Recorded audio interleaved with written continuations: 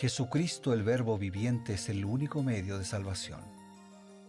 Él es el centro del pensamiento de nuestra vida, la fuente y la autoridad de la doctrina. El principal propósito de la vida de Cristo fue la obediencia a los mandamientos, exaltando la ley de Dios como un reflejo de su carácter. El principal mensaje a ser predicado en el mundo, basado en Apocalipsis 14, está representado por 3 ángeles llevando el Evangelio eterno al mundo entero. Este mensaje se basa en los encantos inigualables de Cristo y declara que la hora del juicio ha llegado y llama a obedecer los mandamientos de Dios. Mediante su palabra, Dios ha comunicado a los hombres el conocimiento necesario para la salvación. Las Santas Escrituras deben ser aceptadas como dotadas de autoridad absoluta y como revelación infalible de su voluntad.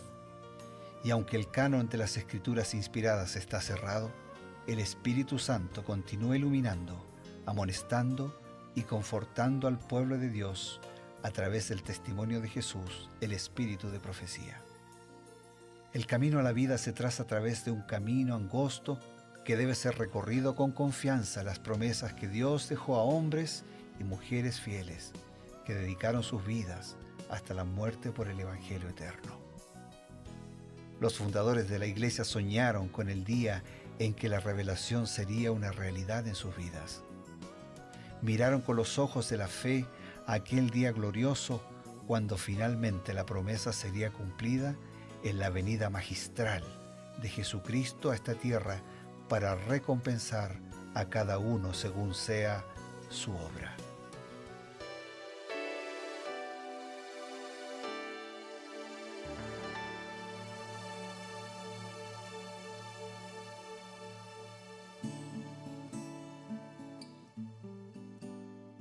Queridos amigos, estamos comenzando su programa Creed en sus profetas. Cada día tenemos la oportunidad de encontrarnos por medio de Nuevo Tiempo, la señal de esperanza, y dedicar algunos minutos de reflexión, de búsqueda de las respuestas de Dios, de los consejos de Dios, la inspiración divina hablándonos a través de su palabra y a través del espíritu de profecía.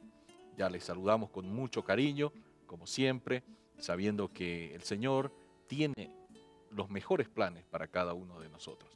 Está con nosotros también el pastor Bruno Razo. Gracias, Pastor Eber, por la oportunidad nueva que tenemos de reencontrarnos un día más, un capítulo más, algunos comentarios seleccionados de Elena de White en relación a un capítulo de la Biblia, hoy Ezequiel 28, y lo hacemos con alegría, enviando un abrazo para todos nuestros amigos, todos nuestros hermanos, y muchas, muchas bendiciones de parte del Señor. Si te parece bien, vamos a Ezequiel 28. Ezequiel 28 es un capítulo por demás importante, porque está tomando la figura del rey de Tiro, que Tiro igual era una ciudad fenicia, portuaria, había mucha riqueza, había mucho comercio, entonces ahí utiliza esta figura para hablar de otro personaje. ¿Por qué? No podría estar hablando de un simple humano cuando este supuesto rey de Tiro dice: yo soy un Dios y estoy sentado en el trono de Dios.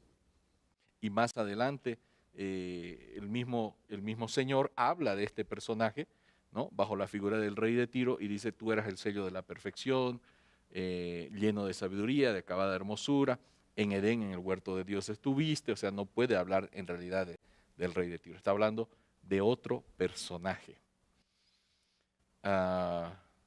Lucifer. ¿Será que Elena White nos esclarece un poquito con esa iluminación, con esa inspiración que el Señor le dio, todo este panorama que nos está pintando de la aparición de este personaje? Sí, es muy típico en la Biblia, ¿no?, de algunas figuras del pasado que ilustran y que representan otras figuras anteriores o posteriores. Elena de White dice así: el primer pecador fue uno a quien Dios le había ensalzado grandemente. Es representado bajo la figura del príncipe de Tiro, floreciente en poder y magnificencia. Poco a poco Satanás fue complaciendo el deseo de ensalzamiento propio. Las Escrituras dicen: se enalteció tu corazón a causa de tu hermosura, corrompiste tu sabiduría a causa de tu esplendor.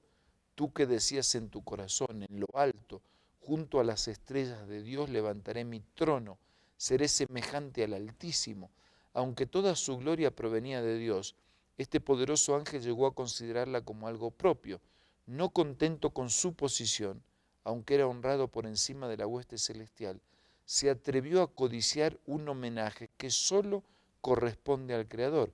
En vez de procurar que Dios fuera supremo en el afecto y en la lealtad de todos los seres creados, procuró conseguir para sí mismo este servicio y esa lealtad.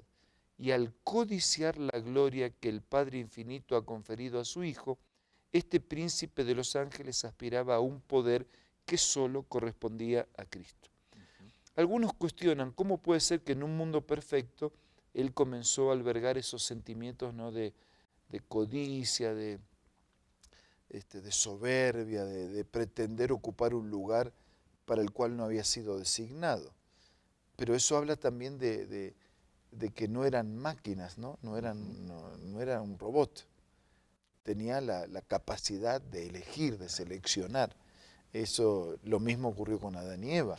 Ellos tuvieron la capacidad de elegir, porque si no Dios habría creado un robot, entonces la creación no sería perfecta. Claro. Entonces, en un mundo perfecto, y como distinción de la perfección, él pudo elegir otra cosa, y eligió en su soberbia, en su codicia de un lugar, de una posición ocupada por Cristo, el orgullo le fue ganando y comenzó su destrucción y su ruina. En realidad, Lucifer comenzó a cuestionar tres cosas de Dios. Comenzó a cuestionar la ley de Dios, comenzó a cuestionar el carácter de Dios y comenzó a cuestionar el gobierno de Dios. La ley de Dios no es para cumplir, el carácter no es amor y el gobierno no es justo. O sea, cuando él comenzó a albergar esos sentimientos, de alguna manera él comenzó a ser cuestionado. En el fondo él estaba cuestionando esas cosas de Dios. ¿Qué cosa? Parece que este mismo principio se aplica a todos aquellos que llegan a rebelarse contra Dios o contra un sistema legítimamente instituido. Es el mismo principio, sí, es el mismo principio. Pues bien, quiero avanzar un poco más en este tema porque es fundamental. Ahora, ¿será que solamente se aplica a Satanás? Tal vez esta profecía podría de alguna manera tener alguna referencia también más que simplemente a Lucifer. Es muy buena la pregunta, porque así como Pablo al escribir a Filipenses le dice, hayan ustedes la misma actitud que hay en Cristo, aunque esto está aplicado a Lucifer y a Satanás, nosotros también podemos terminar teniendo las mismas actitudes de Lucifer. Así es. Entonces, Elena de White dice así, pido a nuestro pueblo que estudie el capítulo 28 de Ezequiel. Lo que allí se representa se refiere principalmente a Lucifer, el ángel caído, y sin embargo tiene un significado más amplio. No se describe a un ser, sino un movimiento general, un movimiento del que seremos testigos. Un fiel estudio de este capítulo debiera inducir a los que están buscando la verdad a que caminen en toda la luz que Dios ha dado a su pueblo para que no sean entrampados por los engaños de estos últimos días. O sea, un estudio concienzudo nos va a permitir ver cómo Él actúa, y Él va a actuar siempre de disfraz, ¿no? Siempre va a actuar como engaño, pero también nos lleva a nosotros a pensar que no caigamos en la misma armadilla que Él cayó, ¿no? De pensar soberbiamente, de pensar que mi lugar, mi idea, mi posición, mi sabiduría, mi apariencia, mi estudio.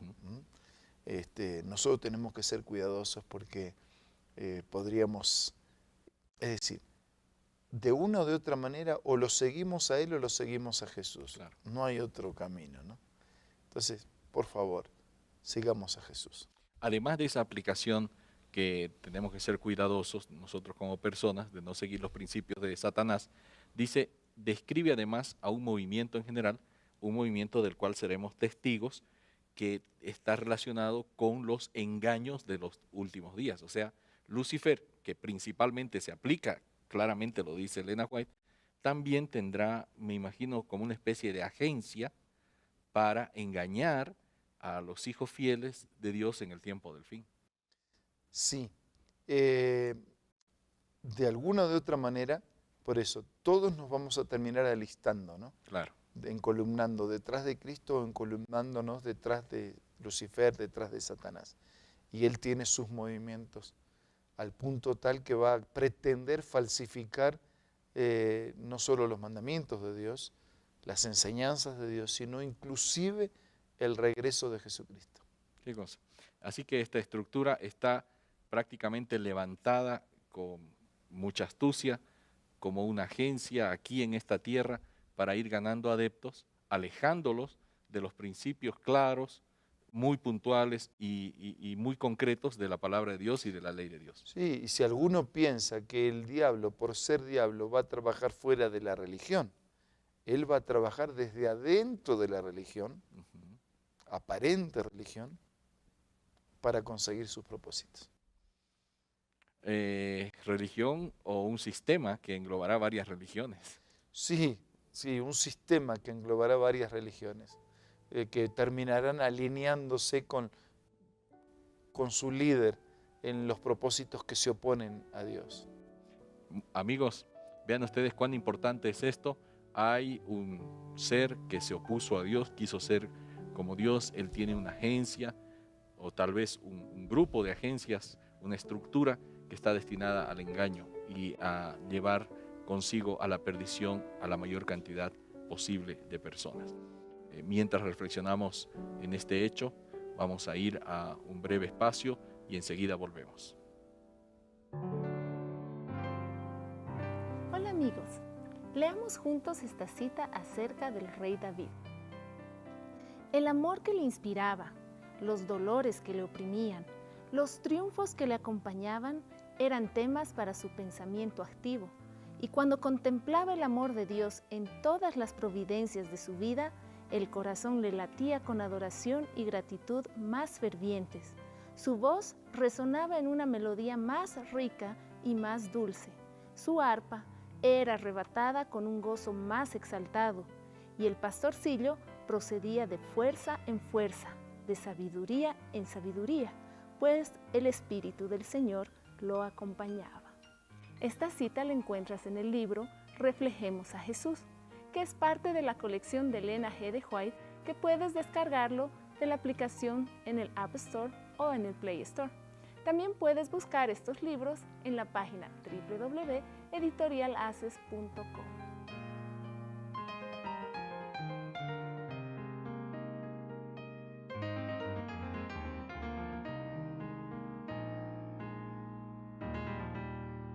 Continuamos y siempre destinamos los momentos finales de nuestro programa diario para ofrecerles una nueva invitación.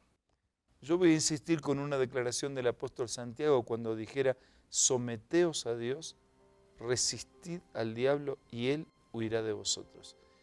Si vamos de frente así, solos contra el enemigo, estamos derrotados. Pero si vamos con Jesús, seremos siempre vencedores. Ahora vamos a orar. Señor, te pedimos que nos bendigas para que podamos entender que en estos tiempos finales de la historia, el enemigo con experiencia y con astucia buscará engañarnos, incluso utilizando en algunos casos y en muchos casos apariencias de religiosidad a través de un sistema que terminará envolviendo a muchos oponiéndose a tu palabra. Danos valor y coraje para ser fieles, para ponernos de tu lado y para ser vencedores en Jesús. Lo pedimos, lo agradecemos en el nombre de Jesús. Amén. Amén. Esto ha sido Creed en sus profetas el día de hoy, un capítulo sumamente importante, pero mañana todavía continuamos con este transcurrir, con este caminar junto a la Biblia y junto al Espíritu de Profecía. Nos encontramos el día de mañana, Dios mediante, por medio del nuevo tiempo, la señal de esperanza.